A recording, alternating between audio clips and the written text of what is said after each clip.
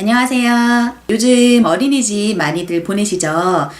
입학기간, 적응기간을 앞두고 엄마들이 정말 많이 심란하실 것 같은데, 또 저 또한 그랬고요. 오늘은 어린이집 보내면서 좀 알고 있으면 좋을 만한 점들, 좀 정보가 될 만한 점들을 좀 정리해서 알려드리려고 합니다.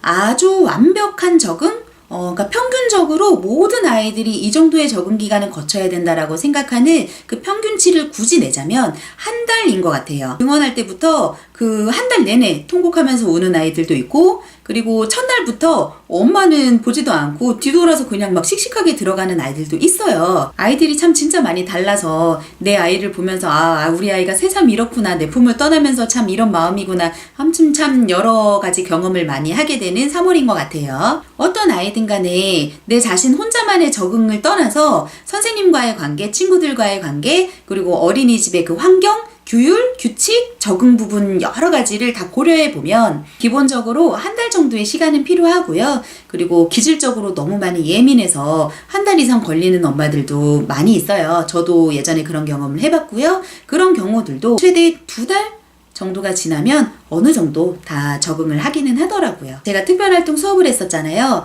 3월달 한 달은 선생님들이 다들 두려워해요. 왜냐면 들어가면 정말 정신이 혼미하게 빠지거든요. 땀을 바가지로 흘리면서 저도 수업을 했었던 기억이 나요.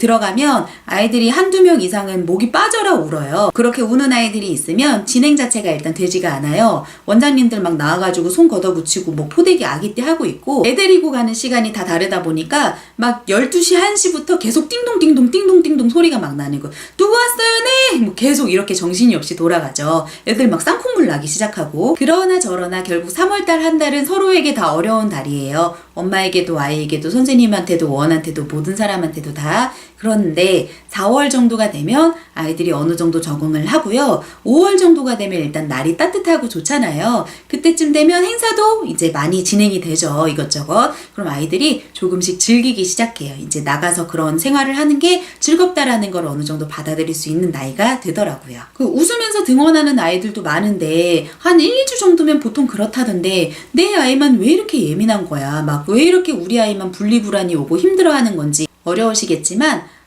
애초부터 2달 가자.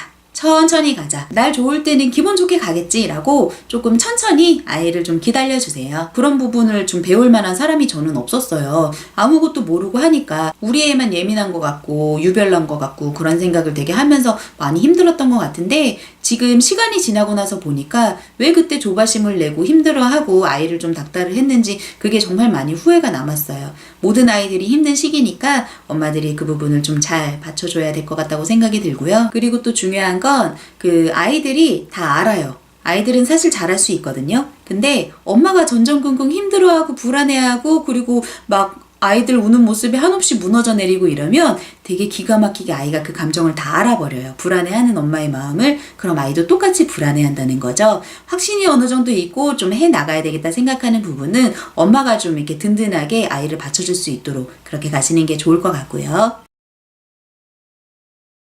출산과 함께 이뤄지는 모임들이 좀 몇 종 있죠. 뭐 조리원 동기, 문화센터의 친구들 모임, 그리고 원래 친구들인데 뭐 출생연도가 같다거나 공통되는 부분이 있어서 같이 다니는 친구들도 있을 거고, 그리고 뭐 그게 없으신 분들도 물론 많이 계시고, 이제 그 다음 순서가 어린이집 같아요. 직장맘이 많은 원이나 좀 차량을 운행하는 원들 있죠. 그런 데는 사실 친구들 사귀기가 좀 힘들다고들 해요. 왜냐면 등하원하면서 보통 엄마들이랑 아이들끼리 마주치고 얘기도 좀 나누고 아이들끼리의 성향도 좀 맞는지 보고 이런 좀 길게 얘기 나눌 시간들이 필요한데, 이야기 나눌 시간이 사실은 직장맘이나 차량 운행 원은 상대적으로 좀 적단 말이죠. 이제 우리 아이가 원을 다니면서 친구들의 이름을 하나씩 얘기하고 특정 누구의 이름을 좀 더 많이 얘기하는 듯하고, 이런 이제 시간이 오면은 아이한테 이제 친구가 필요하겠구나라는 생각이 들 때가 있어요. 그럼 이제 자꾸 눈여겨보게 되죠. 우리 아이가 좋아하는 아이인데 우리 아이랑 성향이 좀 잘 맞을 것 같은데 이 아이의 부모님은 잘 만날 수가 없네. 혹은 만났는데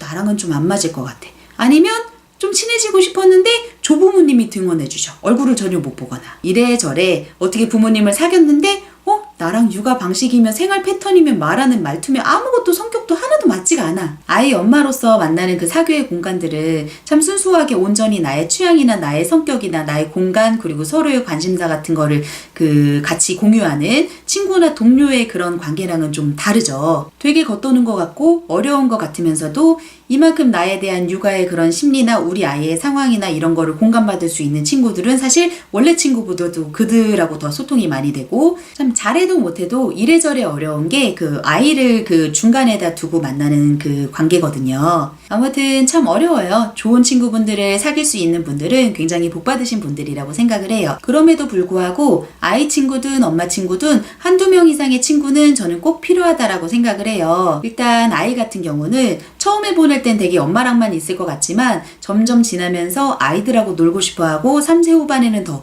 4세 초반에는 더, 4세 후반에는 더더더 되게 큰 애같이 이제 점점 크거든요. 그러면 친구들하고 놀고 싶고 어디 나가고 싶은데 혼자 계속 키즈카페 데리고 갈 수도 없는 노릇이잖아요. 그리고 엄마들이 다 깜빡병이 있으셔가지고 뭐 바로 하원 전에 얘기해줬던 그런 내용들도 집에 가면 생각이 안 나고 저녁 때 이러는 경우들 되게 많아요. 정보 공유 차원에서, 그리고 이제 내가 뭔가를 해야 하는데 이거 어떻게 해야 하지라는 그 물음증이 생기는 경우들이 많거든요. 어린이집이 1, 2년의 긴 시간을 보내는 거다 보니까 서로에게 도움이 되는 관계로서 엄마 친구도 필요하다라고 저는 생각을 해요. 아까도 말씀드렸다시피 아이를 낀 인간관계가 참 쉽지가 않아요. 생각보다 틀어지시는 분들도 많이 봤어요. 그래서 그런 부분에 좀 성급하게 생각하시진 마시되 천천히 얘기도 좀 엄마들하고 지나다니면서 많이 나눠보시고 하면서 좀 나와 잘 맞는, 우리 아이와 잘 맞는 친구들 꼭 잘 사귀시길 바랄게요.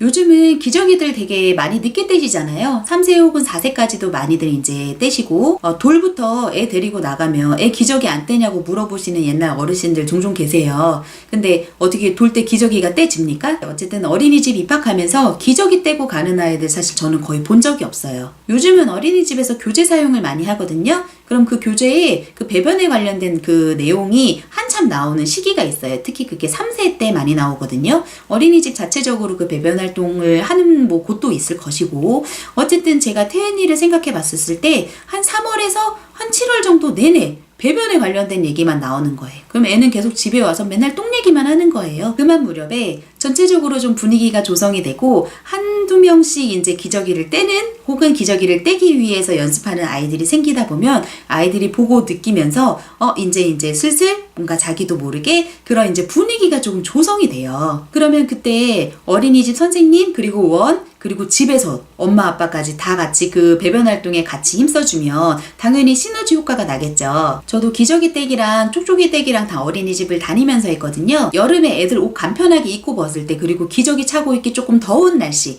그때쯤에 기저귀를 떼기가 좀 적절한 시기라고 그때 어쨌든 진행을 했는데, 저희 집에서 이랬어요. 이런 데에 관심을 보였어요 하고 선생님한테 말씀도 드리고 공유도 하고, 그리고 선생님한테 자문도 구하는 거예요. 그분들은 이제 아이들을 더 많이 상대해 보셨으니까 이럴 땐 어떻게 해야 돼요 물어도 보고, 엄마의 관심사가 지금 그쪽에 있구나라는 걸 이제 어느 정도 원에서도 이제 알잖아요. 그러면 같이 도와주시는 거예요. 응가를 했으면 오늘 우리 아이 이제 응가했다 칭찬해달라고 이제 알림장에 적어주시면 같이 또 그날 으쌰으쌰 해주고, 이런 게 이제 합쳐지면은 기저귀 떼기가 훨씬 수월해져요. 그래서 그때 아이들이 좀 많이 뗐던 것 같아요. 저희 원에서도. 근데 뭐 그렇게 해가지고 그 시기에 뭐 기저귀를 못 뗀다 하더라도 그게 뭐 30개월 40개월 된다고 해도 기저귀를 늦게 뗀다고 해서 나중에 기저귀를 늦게 뗀 걸 너무 후회해요 라고 말하시는 부모님들을 단 한 분도 본 적이 없어요. 배변 활동 시기는 보내다 보면 어느 정도 알 수 있어요. 집에서 어느 정도 먼저 시작하시는 분들은 뭐 당연히 그렇게 하시면 되는데, 그게 조금 어렵다라고 이제 걱정하시는 분들은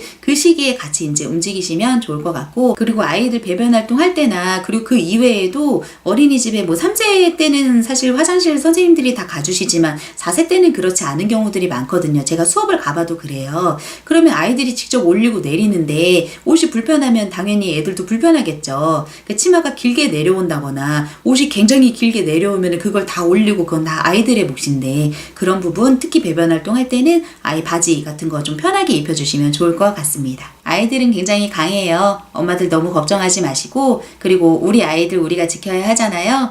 너무 어려운 부분이 있으면 꽁꽁 싸매지 마시고 되게 속 터놓고 주변에 많이 조언을 구해보시면 항상 도움이 되더라고요. 그러면 다음 시간에 뵙도록 할게요. 안녕.